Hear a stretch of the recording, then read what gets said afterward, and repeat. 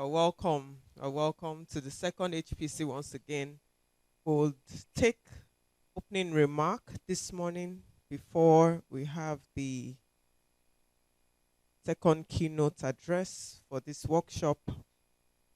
All right. So this opening remark and invitation of the keynote speaker will be taken by Professor Emmanuel Adetiba, who is the Deputy Center Leader of CApIC-ACE, Covenant University, and the Principal Investigator of the FedGen Group of CApIC-ACE. So over to you, Professor Adetiba. At CApIC-ACE, in partnership with Covenant Bioinformatics Research Group, and we have our international collaborator, that's Professor Surendra Thakur, who has also joined us as the keynote speaker. The second keynote is going to be taken by our international collaborator. And I'm sure we've had a very beautiful experience since yesterday. It was an amazing experience for me personally yesterday. And I'm sure today is even going to be far, far better than what we had yesterday. So I welcome everyone. And I want to, it's a time to learn, relearn, and unlearn. So for those that are already at the intermediate level, at the expertise level, it's an opportunity for you to also kind of encourage others that are with you right there and even online to come up to your level. So it's a symbiotic kind of learning for us all. So I welcome everybody. And furthermore, I would like to just read the citation of our keynote speaker today. Yeah, permit me to do that before we have his presentation. Professor Surendra Thakur was the director of the NEMISA KZN HPC Co-Laboratory at the Durban University of Technology in Durban, South Africa. And on this role, he was tasked with e-skills in general and specifically on e-enablement of government services for effective service delivery with focus on e-democracy and e-participation. He conceptualized and introduced Invotech, which is an innovation incubation hub at the Durban University of Technology, where one of his patents was registered. He's an international e-voting expert. He's an emerging expert in social media, and I can assure you that he's even an established expert in that space in social media. And he's a national authority on big data and the director. He was the director also at the KZN. KZN is KwaZulu-Natal in South Africa, the Digital Collaboratory. He was the director there. He has various research interests that cut across data science, e-voting, public participation, social media. Okay, he has served on many executive forums over the years, and this include, of course, Senate of the university where he was, and faculty board, national boards in different shapes. Okay, he was also the national treasurer of the Computer Society of South Africa for a year, and the chair of the KZN Computer Society of South Africa for 3 years, and of course, the vice chairperson for 2 years. Currently, is a distinguished professor at the Department of Computer Science, College of Engineering and Technology, University of South Africa, Pretoria, South Africa. He consults widely across Africa and across the world. He's a consultant to our own INEC in Nigeria on e-voting. He consults in Canada and in several other countries. So, ladies and gentlemen, permit me to welcome Professor Thakur to present his keynote to us at this third HPC workshop. Thank you very much, everyone, for listening. Thank you very much, Emmanuel, for that very long introduction. Can you guys hear me?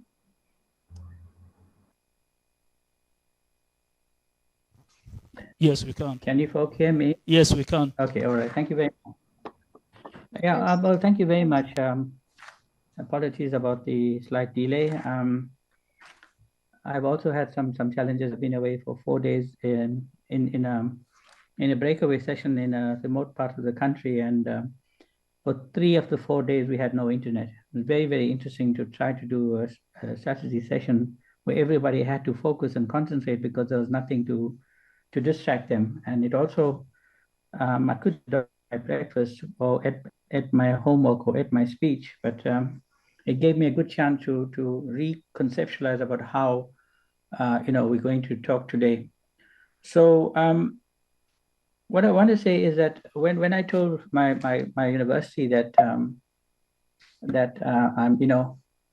going to be giving this talk, unbeknown to me, and I told Professor Aditya this, that they started arranging my travel. They were quite excited about it and thought that I should actually be with you in Nigeria. And then I informed them that unfortunately I can't travel. And they were quite upset about it. So, it shows the level of excitement at my new university for this relationship. And I hope that we will, improve on this relationship. Right. So because I've been away and offline for several days, I just want to, everyone calls me Colin Thakur, so I'm going to decolonize myself and talk about that.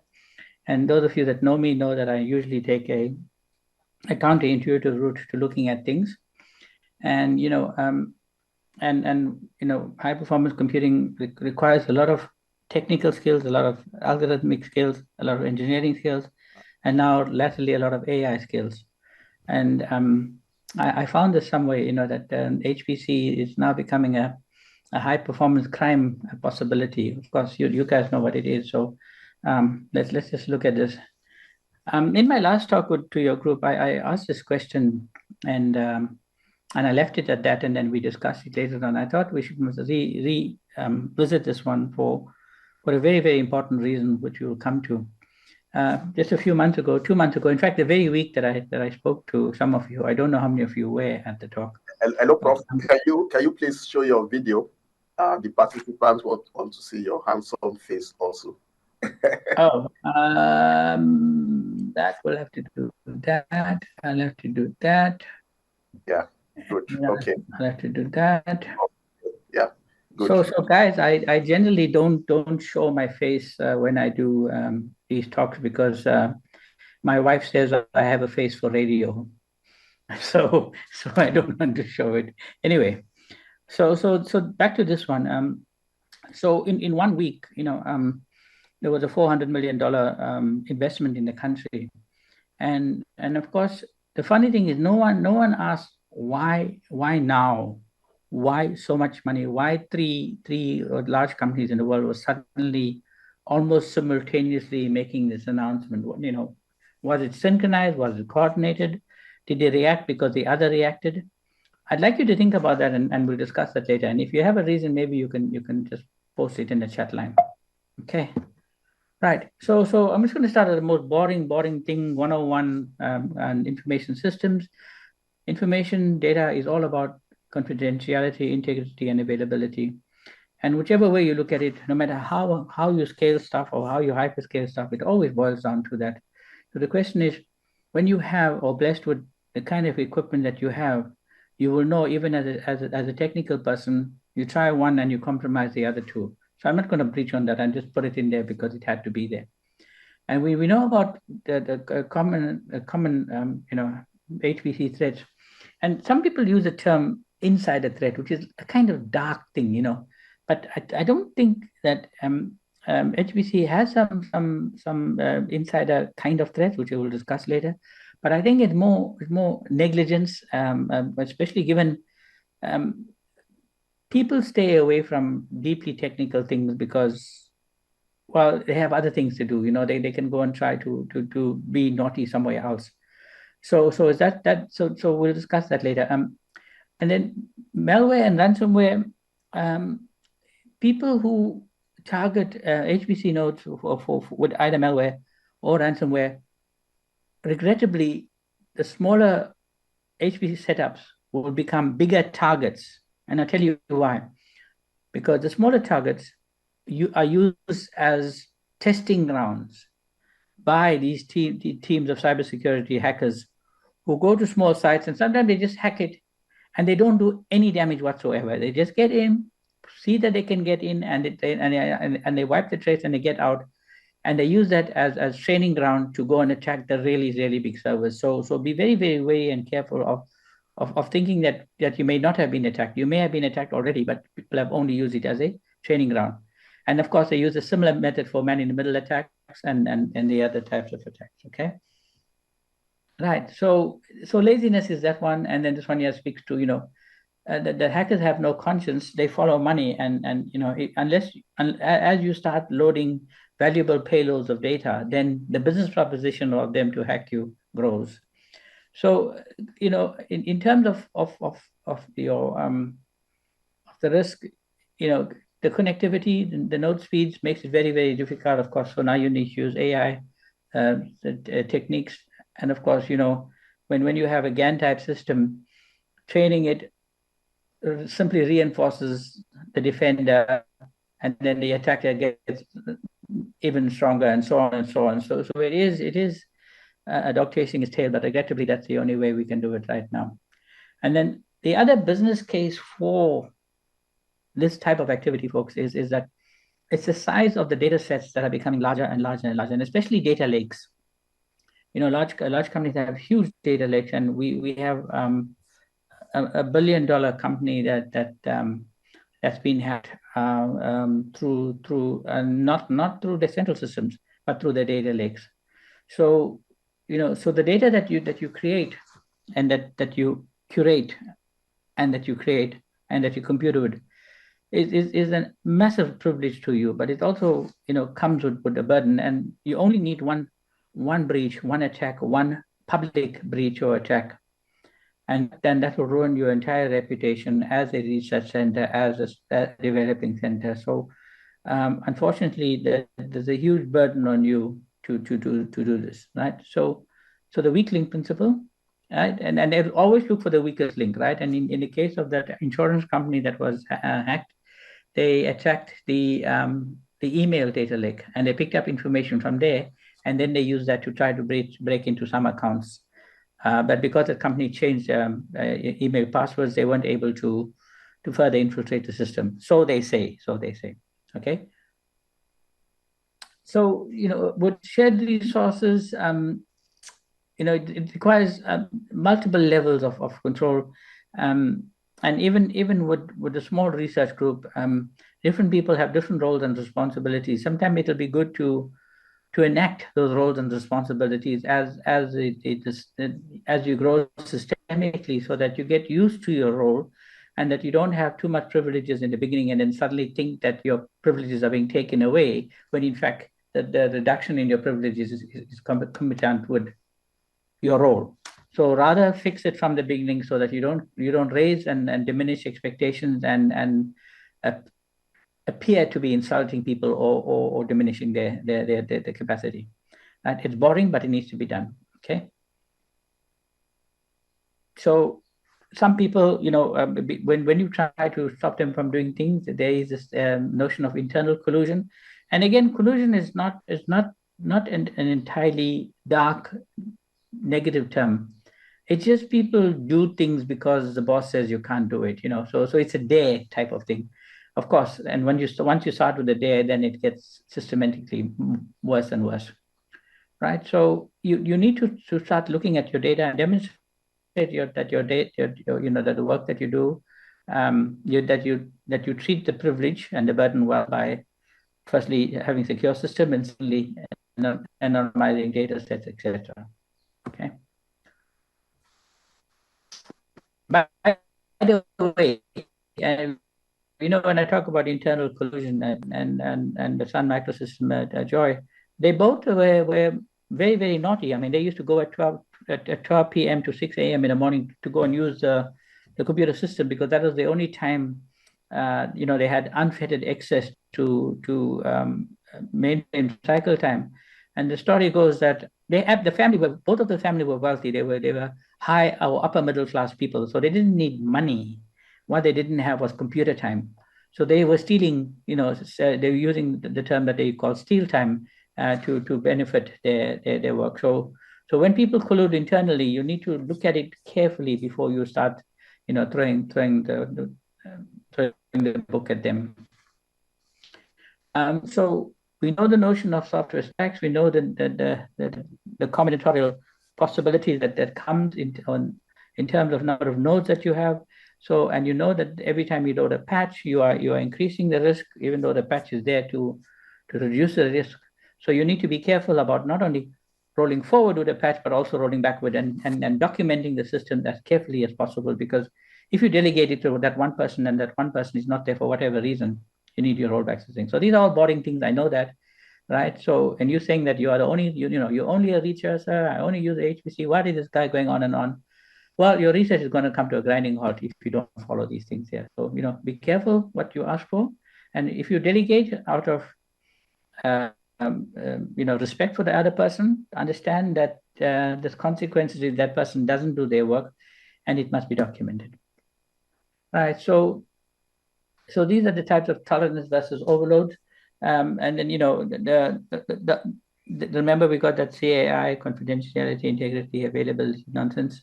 The more deep packet inspections you do, it has a consequence on speed and other systems. So you really need to start thinking of faster or more intelligent ways or smarter ways or more innovative ways of looking. So the practical solutions are just, your multi-factor, your typical multi-factor authentication. Practice it in your lab as well with your regular machine so that you inculcate this behavior with everybody at all times.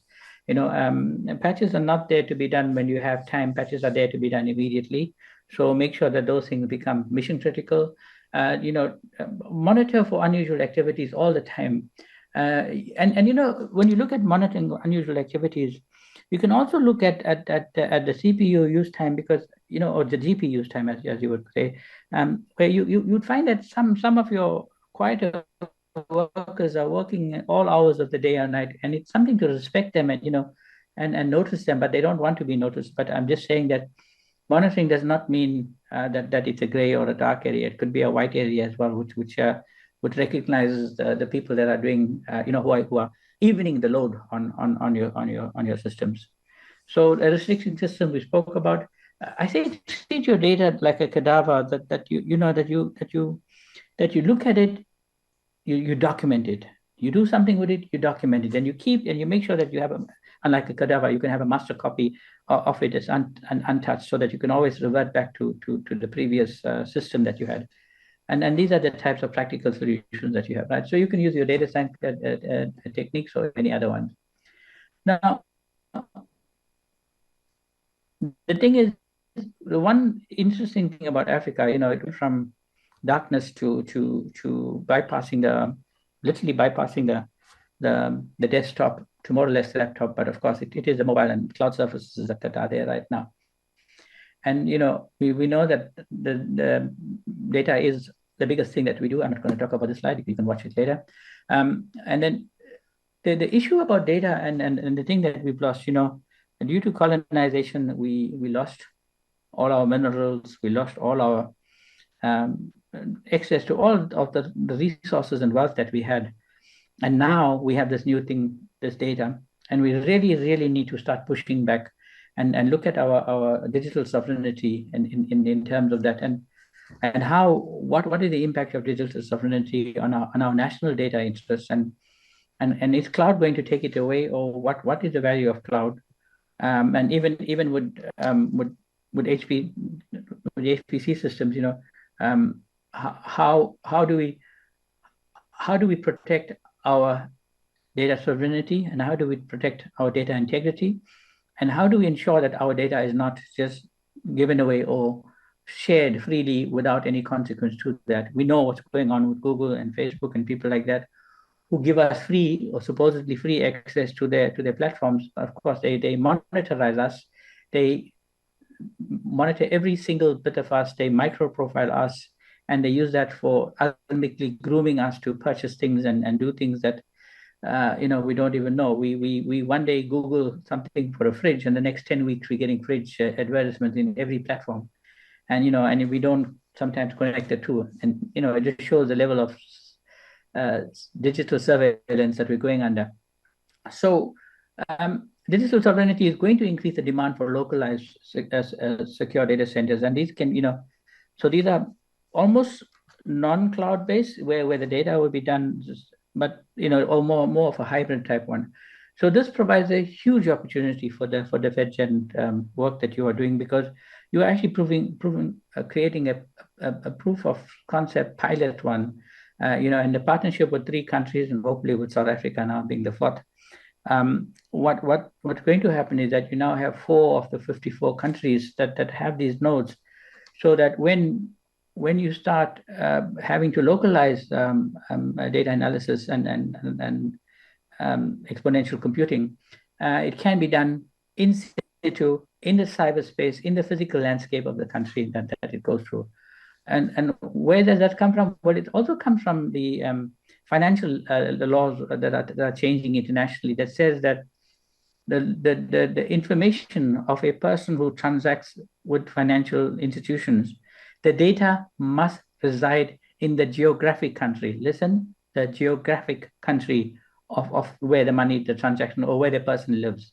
So previously, all our data was being processed for Amazon and for Google in Atlanta.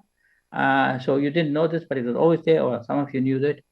But now, part of the reason some of you saw that before, that question I asked is why did the data, why did the companies invest? Because there is an issue of compliance, so that, instead of allowing local companies to do it, the international companies quickly move the data centers from Atlanta to South Africa, right? So the data sovereignty on the one side, where we demand that it be done, and then the financial FICA rules, international rules, that says that financial data must be stored. So you got the two sides of things coercing the technical companies to do that. All right, so this data sovereignty is becoming a huge important role, and as we discussed. But now, if you conflate that with this notion of decolonization of data, and by the way, I don't like the lazy discussion about decolonization, where people start just talking about the big bad global north. I think decolonization must be fact-based. We know our data has been used. We know our data sets have been taken, and we know that our data has been used, and not a single African author is in there, especially in epidemiological and health data and health information systems, which is again another big up for your research group, in terms of nothing for us without us. So this allows us to now start thinking that we now to start fully participating in our own data analysis, in our own research. However, then the question comes, where's the hardware? Again, FedGen is providing a proof of concept and a model that can show that this is possible. You don't need a Google and an Amazon to have a server farm. You can have creativity and imagination that you guys are absolutely wonderfully doing, right? So once you establish the case for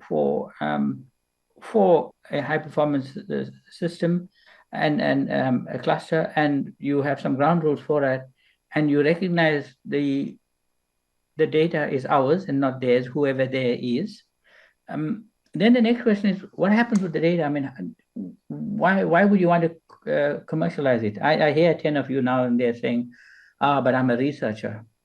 Well, then how are you going to grow your cluster? How are you going to get funded? There is a point where your funder is going to say, I cannot help you anymore. And there you were sitting and writing these papers, and there's lots of beautiful research done, but now you reach a stage where you're just about to make some groundbreaking thing, and then you don't have the computational speed. So you need to start looking at it just like how Google and Facebook does things, and all the other organizations, but it's now our data, not they're exploiting us. So this gold mine that we all know about, there's kinds of monies, there's all kinds of numbers thrown. I'm just going to, you can read that $500 million, they say, within the next 5-6 years. It's not inconceivable, right? Remember, it's the last unexploited continent in there. So it's our crude oil. Now we need to own the refinery. Okay, and then of course we have the youth dividend. It can also be a youth time bomb if we don't recognize that as we progress, we need to pull our youth with us. So the high value of the data, I'd already, I've listened to Prof. Emmanuel on several occasions speak about, the kind of research, the great work that you do with information systems. And there are other research that we are going to do, with climate. We can probably have to look at nuclear research, and climate modeling is going to become really, really important. And then, so in this case, when we start thinking about cybersecurity, we ask ourselves the question, who's going to hack this data? Well, pharmaceuticals for one, and I'm going to speak several times in the next few minutes, 10 or 15 minutes about pharmaceuticals. Think about the COVID data. Think about the COVID vaccine, and how we were denied the vaccine for such a long time. It was given incrementally to the US, and then Europe, and then Australia, and then the Asia, and then us. We were stone last, and even then too, it was incrementally last. Certain countries got it quicker than others. So pharmaceutical espionage is becoming a really important thing. So companies will fight each other to be first. So they will do something to tamper with data.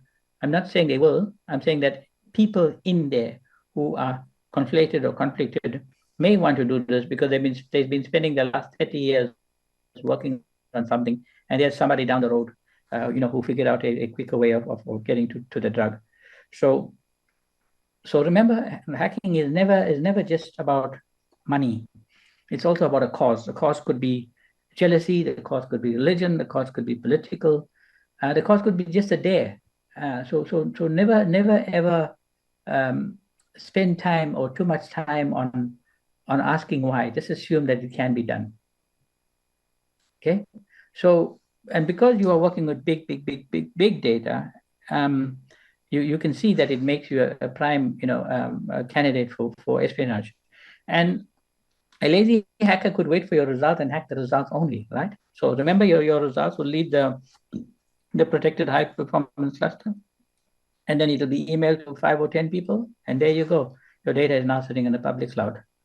So be careful in terms of that until you announce that. Right. And then I've been talking about, our data and the work that what the people in the global south, the global north used to do. Well, we know this, right? So we need to be careful and learn from the lesson how they used to write papers with our data without us. So when we develop this data that you have, or make the finding that you surely will, be careful before you release and how you release the finding. Okay, so the ethical shift that has happened is that Lancet, the medical journal, has demanded that all medical papers that are published on African data must have African authors, which is such a logical move, but it's a huge step in terms of academia and academic ethics. So that notion of nothing for us without us, we must always think about that. So when we talk to funders and they say, no, you do this and you give us the data and we take it from there, that's fine, because then your role is as a paid researcher. But if, however, there is no transaction, there is no sharing of academic value, then you need to be careful, right? So we can't be junior partners, we can't be lab rats, we can't be interview subjects. And I think I spoke about this already, but you can read that later. All right, so Lancet we spoke about. And by the way, I don't know if any of you have seen this, but I've been waiting with now this is a year and a bit, or maybe 2 years. I'm still waiting for other organizations to follow, or maybe they have quietly without making this public declaration. All right, so if you read this, it says, we'll continue to reject papers with data from Africa that fail to acknowledge African collaborators in the interest of building African research and promoting integrity, equity, and fairness. I kind of rewrote that, and if you look at it this way, we'll reject papers with data from Africa that fail to acknowledge African collaborators in the interest of promoting integrity, equity. So this is a huge, big statement from Lancet, and it's something that I have stuck on my wall in my office. So there you go. All right, and it speaks to one of the SDGs, which is the quality of education and the perceived quality of education. All right, so the issue of funding, and I told you that the cause. You always look for the cause. Another huge one is professional academic rivalry, professional jealousy, professional academic pettiness. Academics have very thin skins. They get angry very quickly. They get upset quickly when one funder loses funding to another funder down the corridor. All war breaks loose. And of course, it becomes personal, it becomes tribal, it becomes political, it becomes gender-based, it becomes all kinds of things, all because this person lost some funding. So I've changed the rule there to say, always remember this: all is fair in love, war, and funding. All right. So the question is now that we kind of said that the data is ours, the cluster is ours because we got it in our 4 countries. The research is ours. So how then, within the context of this continent, can we actually democratize research, within the country and between the countries, between the nations? I'm jealous to say this. There you go. You find me jealous.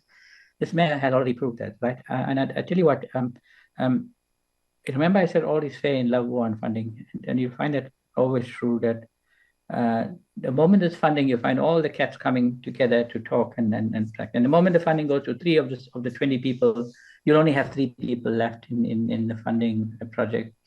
So to try to coerce multiple countries from multiple universities with multiple different systems and academic norms to work together is quite a huge thing, and it is a playbook that should actually be written as a white paper to show how people can collaborate in a transcontinental manner. So congratulations to you. Right, so that's one of the reasons why I'm here, because of this man. He annoys me with the amount of talks he makes me do, but this is why we are here. All right, so the global shift now requires us to, just to paraphrase, decolonize and secure our data. We've done that. Start looking at data commercialization. How can we monetize the work that we do, and prevent conspiracy theories around our data. I talk about COVID again and the anti-vaxxers, as we used to call them, and make sure that the work that we do is credible, that the analysis is unbiased, and that we preserve the sanctity of the data. Right. So we need to commit and cluster investments, because and I like this notion that we have available. So the catalytic impact of the SKA is going to be humongous. So any and every HPC that has spare time will be able to rent that time to the SKA project. So when I spoke about data commercialization, I didn't mean that you need to, to go onto Facebook and Google and advertise your services. I meant that you need to be smart and look at where the data computation needs are required. And the SKAs are ready-made opportunity. They will use any computing time that's available. It's a matter of working it out. All right. So when is that going to happen? Well, if you look at this word here called now, they've already commissioned the radio telescopes. They are now testing them and piloting them and they're doing the verification of the system, so that in a year or 2, they're going to start full-scale operation. So it is now 2025, the third quarter. You're looking at about 2.5 years, before 2.25 years before we get there. So the question is, what back-end systems do you need? What offer services can you offer? And how often can you operate? And can you scale with funding on the basis that the work from here will carry you forward to that point there? So I think this is a really, really important point for you to, in fact, maybe you should even have a workshop and discuss that. Okay, So this is the type of scale, computational scale, 10 to the power 18 calculations per second. That will give you an idea, right? So they're installing 16 of these radio telescopes. It's data that's unimaginably large. So, and because you're already, an established an HPC, I think this is going to be a huge opportunity. All right. And then with regards from a research point of view, South Africa only has about 300 registered masters and PhDs in astronomy. They reckon they're going to need about 3,000. So PhDs in maths, PhDs in engineering, and so on and so on. So SKA is not just an opportunity for HPC, it's an opportunity for the entire continent to start looking at this. All right. So I deliberately put this one here because of Prof. Emmanuel Aditya, because the kind of work that he's been doing, and we all know. Let's talk about his nose. Well, not his nose, but his digital nose. And it generates a lot of conversation and a lot of intrigue and a lot of interest about this. I think the thing that blew my mind was not the nose. It was the edge solution that came with it. That the data, the dispersibility of the solution rather than the centrality of the solution.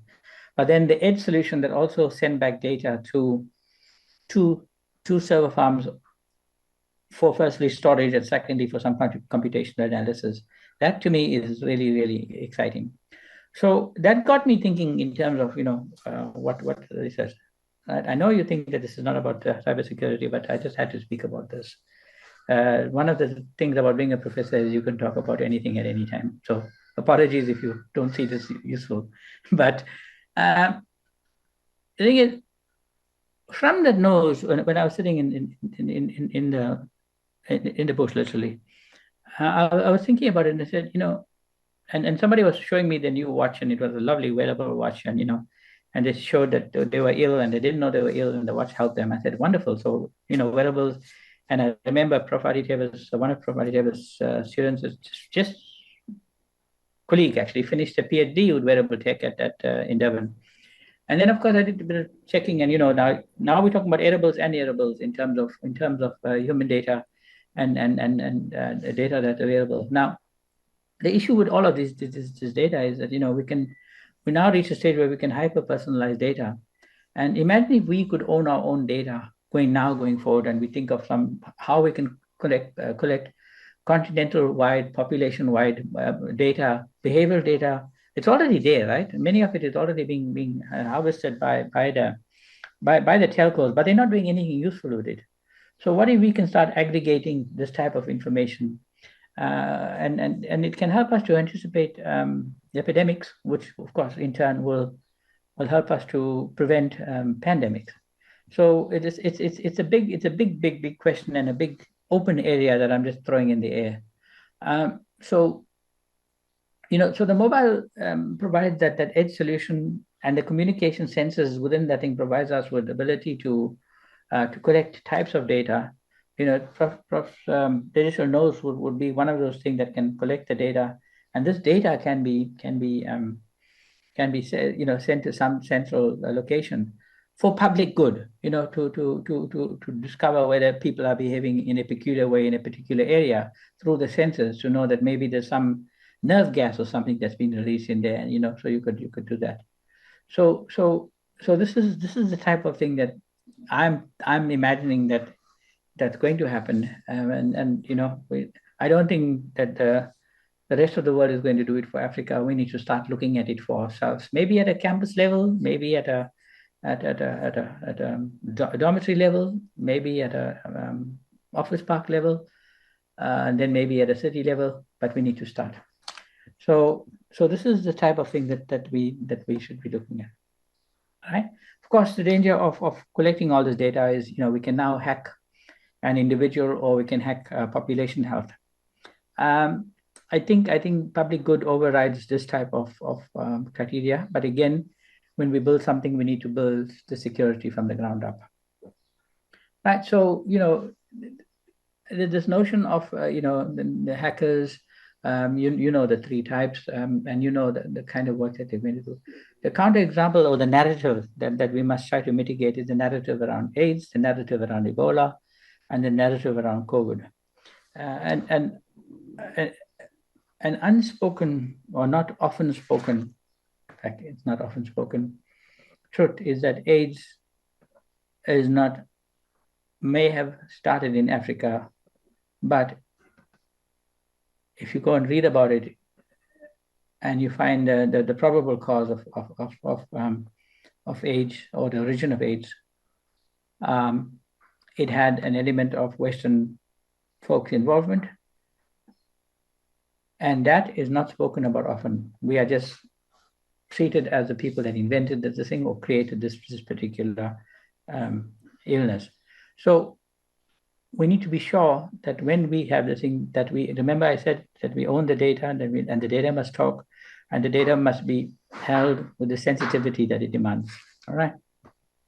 So all I've been saying people is, let's like that movie, if we build it, they will come, right? The funders will come, the researchers will come, and unfortunately, the hackers will also come. So we know that we have Nigeria, DRC, and Senegal in the house. Hopefully, we will be there. Now, part of this, folks, is in all of this is to make sure that you remember I said nothing for us without us.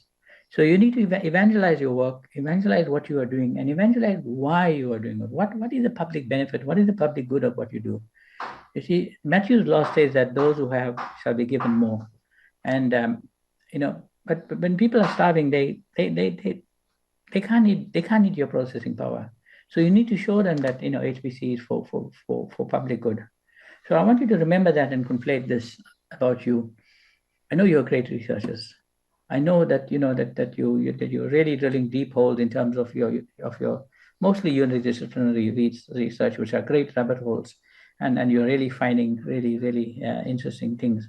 But now take a step back and think, how does a starving person eat what you do? What contribution are you doing? And if you are doing it, how are you conveying that message to them that you are doing this for public good? Right? And there's a reason why I'm telling you this. Right? Because at the end of the day, data is a basic human right. Right? We do have a device divide. We have a data divide. Let's not try to create this, this HPC divide as well, because then we just doing the same thing that the global north have been doing to everybody, that we created us, the people who can do research, and them, the people who are not educated, and so on.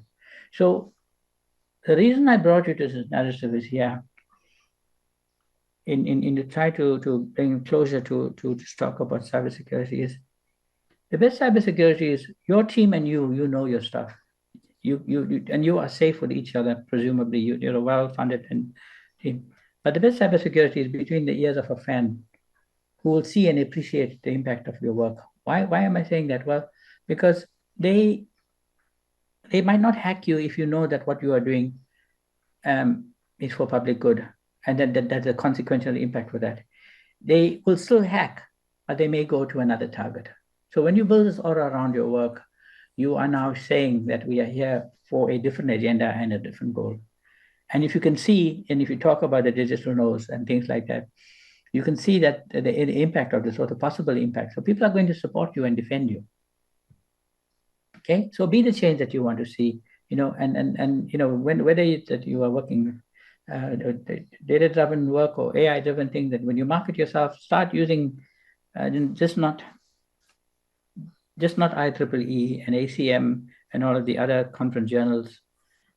Start using public platforms, start writing for science magazines, start writing for science periodicals, start going and doing this kind of work, do the television talks, go ahead and evangelize your work. Okay. Now we know that one where humans skills are scarce, very, very scarce. So so part of your that you need, part of the things that you need to add to your agenda is how are you building and nurturing skills? How are you creating interest in HPCs? It can't be that only when somebody gets a master's and are looking for a PhD topic that they actually only hear about the HPC. So a part of our lack of funding comes from the lack of, remember that word, evangelization, the lack of building an aura. If you look at the Western scientists, they are public figures. So it's important to do that.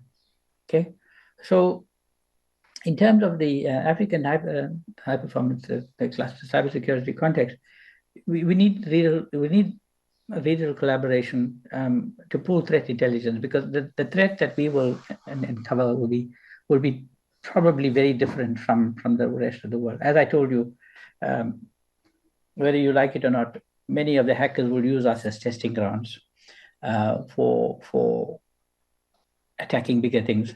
In fact, it's quite an interesting story. South Africa started the cybersecurity hub, as they called it, and this is at government level. And they made a lot of media coverage about how important this cybersecurity hub is and how it's going to be run from the office of the president, and it's going to secure our country. Within minutes of the website being launched, it was hacked. It was hacked by a group that said, "Protect the rhino. Don't waste your money on cybersecurity." And it was embarrassing to the government, because you could see that these people had a cause, and their cause was animal rights. And there we are talking about digital rights. So, so again, be mindful of the market that you talk to.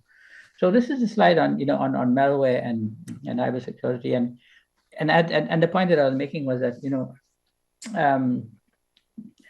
as a defender, you're going to keep defending, you're going to keep using tools and technologies to do that, and then the attacker is going to alternatively keep going through various methods, adversarial methods, RNN methods, GAN methods, to try to mitigate your security levels.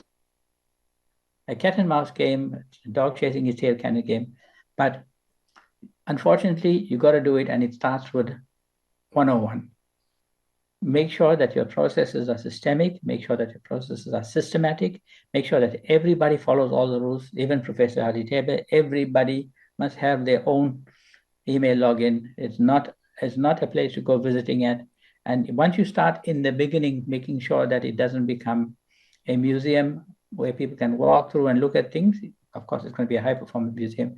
It cannot be a showroom. If you want to show people that, show it to them on a video, but not prevent it from becoming a public spectacle, because it really, really is important.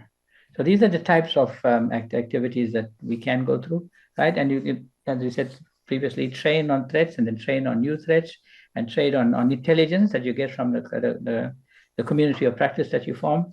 Use AI methods to firstly detect anomalies, to create anomalies, to create what-if scenarios, to create training sets.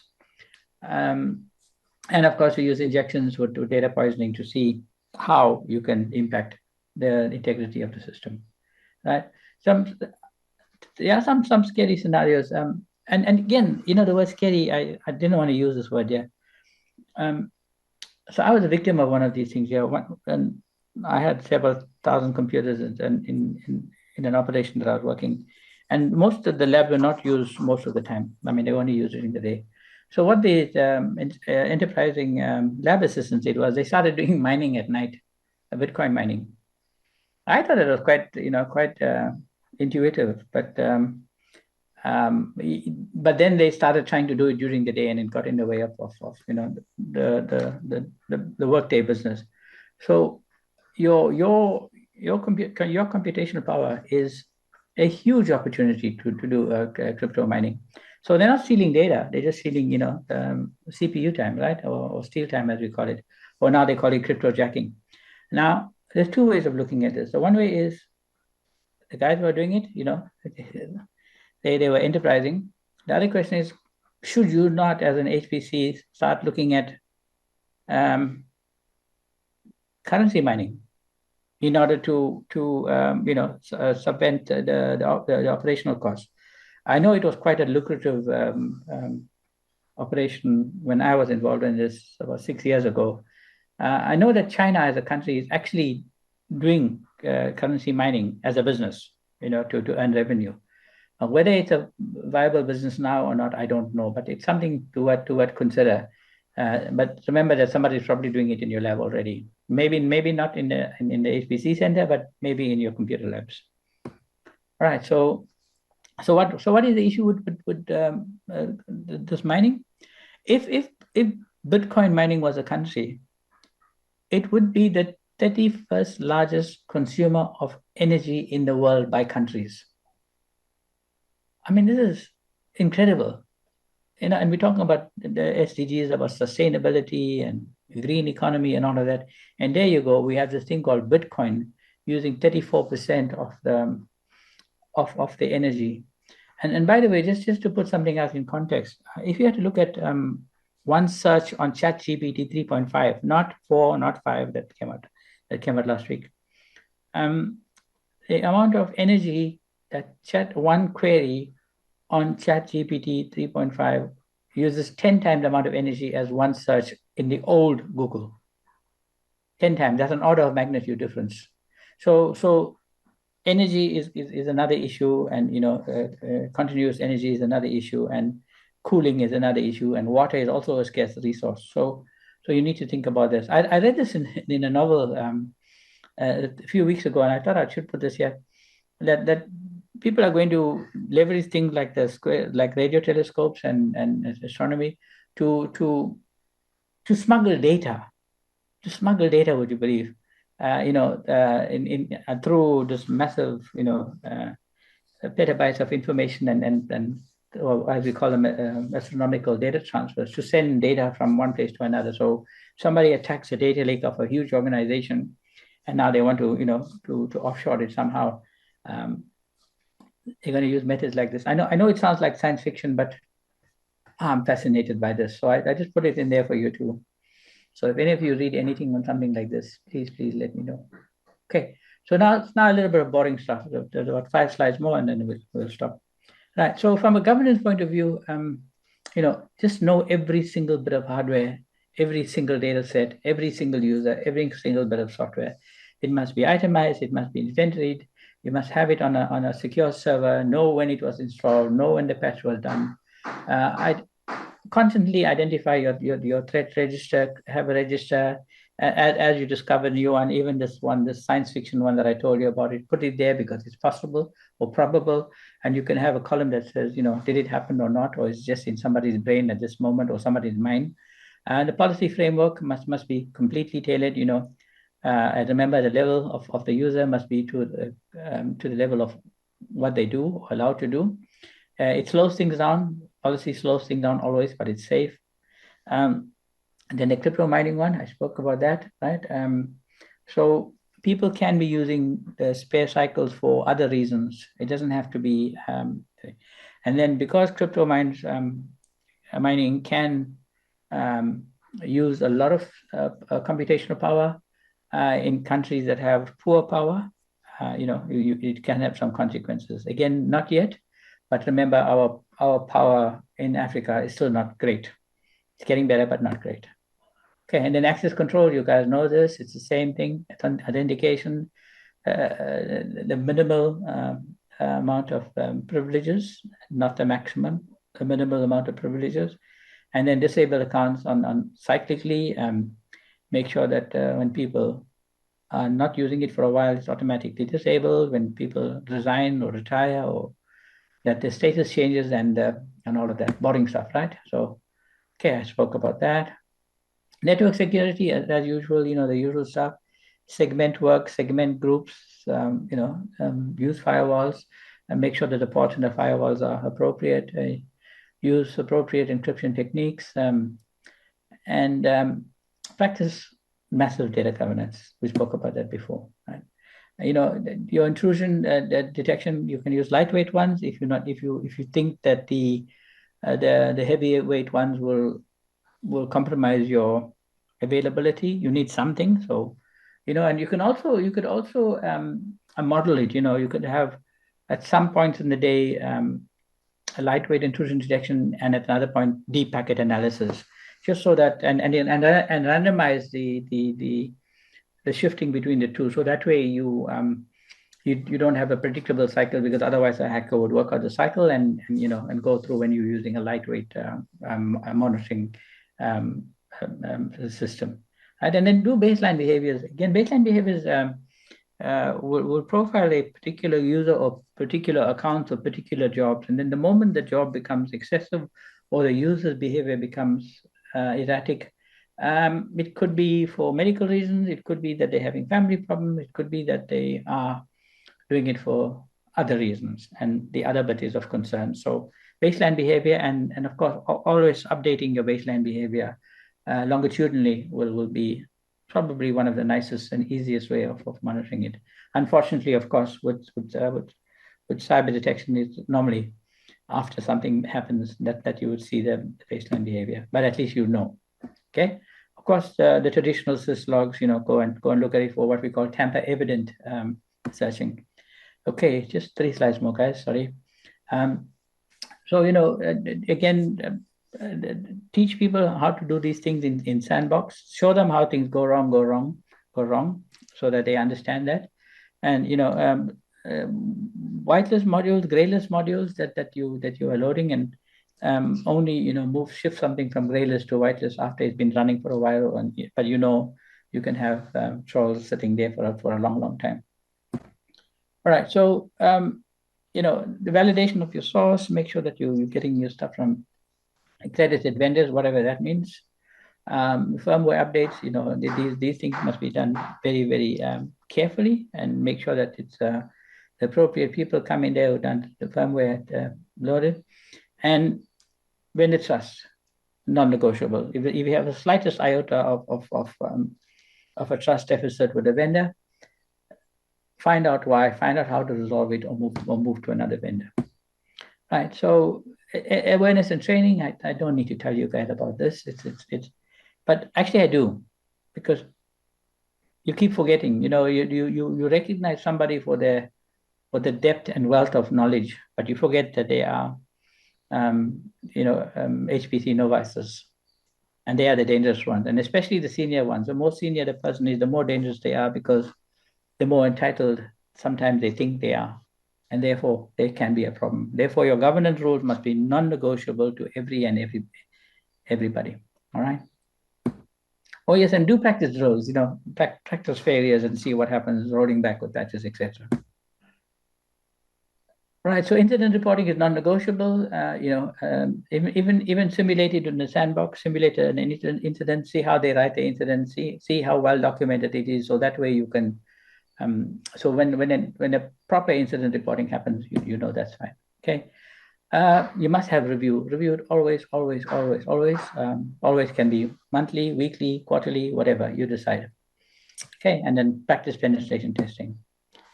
Guys, I know we all worry about this eventuality, but right now we are still in control. But this is what in my view, this is what I like.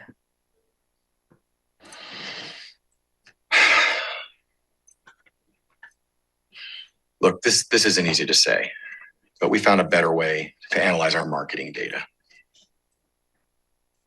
Better than me? Yeah, a faster way to figure out what things mean. I do not understand.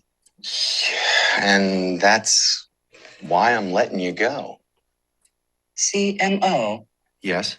I've worked here 5,732 days. Yeah, good on the math, but not on the analytics. And 3 hours. 2 minutes.